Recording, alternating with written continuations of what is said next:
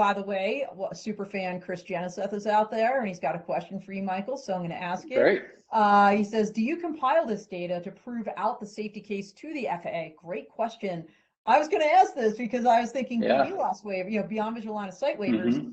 Does it track successful missions, and can it be used that way to track success? So it's like kind of really two separate questions. First is, do you help pilots, companies, businesses, governments compile this data to present that safety case for beyond visual line of sight or other waivers that they're trying to obtain?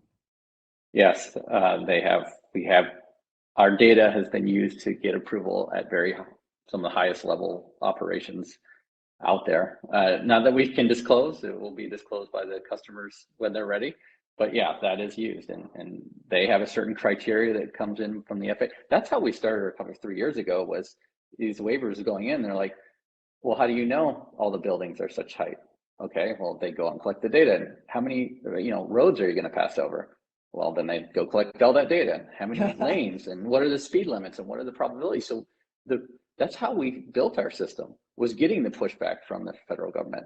And then what we did is every time we solved for it, then we automate it and spread it across the entire US, because you could run it in real time, no matter where you're at.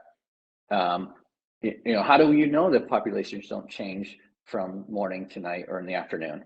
Well, then we had to get positioning data of cell phones to quantify the number of people are going to fly in real time. So to answer your question is yes, and it's been used, and we have to put it in a certain format that the FAA uses, but we put it in a format that operators and geospatial people can understand and model as well. So to answer that, yes, that has been used and approved.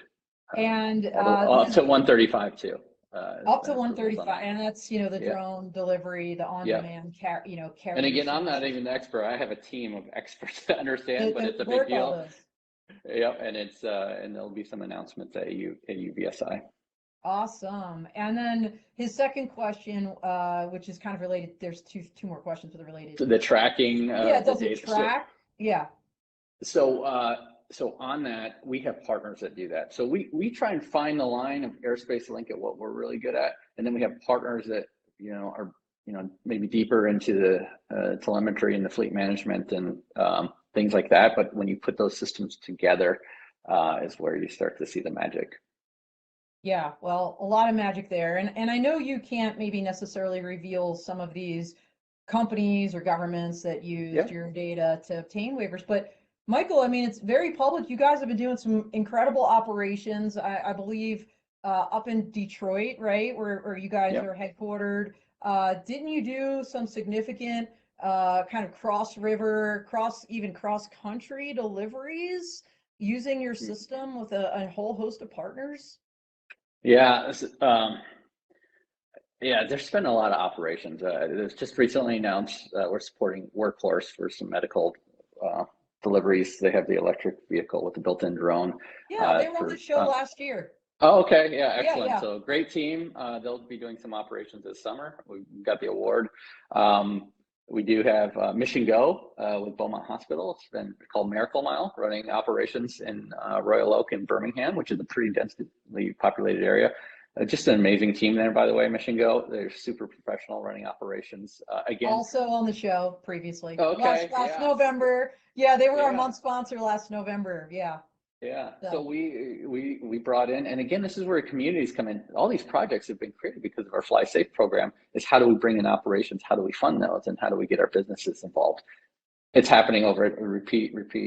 We had golf course deliveries, and they all are pushing for the state to do bigger and better things. So the state of Michigan, MDOT, did put out a RFP. We did win it. We are completing a 12-month review of the feasibility for the state, but then part of that was funded by Ford and Ontario, Canada, to do cross-border operations feasibility. So that has been completed and will be published in the next 6 weeks, I'd say. So that will complete. It's about 200 pages. I'm not sure we'll all make it out there, but it should be published by the state of Michigan.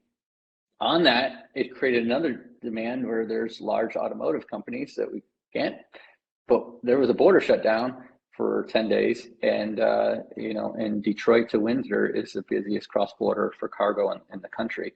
And some of these companies lose about $10 million a day and not being able to get small chips across, fasteners across the border. And it's a big deal for Canada too, because they don't want those factories pulled back into the United States. So there's a big push. We have a full team. Again, it hasn't happened. The operations haven't been, but there's a big team, and it's customers. We have multiple have a really great operator involved. Again, we're just cautious on we're the orchestration, we're the enablers.